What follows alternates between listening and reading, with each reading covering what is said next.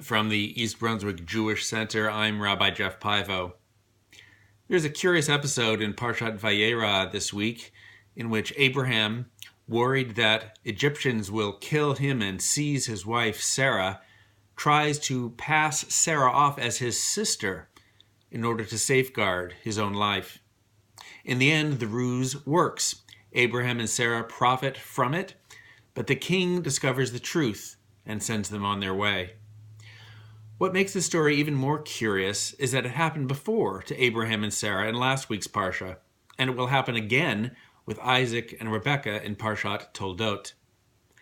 In all three instances, the same pattern unfolds. The claim of, "She is my sister," then an increase in wealth for the patriarch and matriarch, and then the discovery of the truth and a final departure.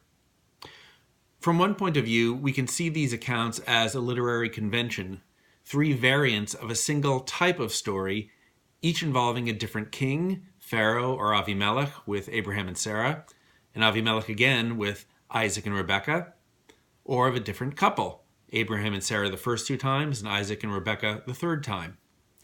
But being able to identify a common literary structure is only a first step toward asking the question of what the Torah is trying to teach us by repeating these stories.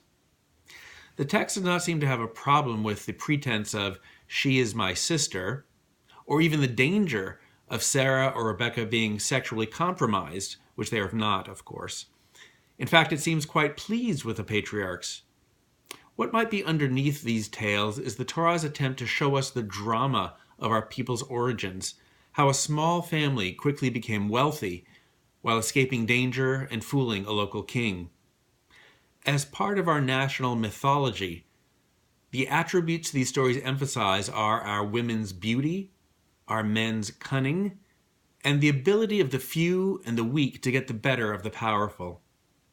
Like modern iterations of a heist movie, these stories get us to root for people who take chances and who profit from wealthy people that we don't like, even when the heroes themselves seem to act less than honorably.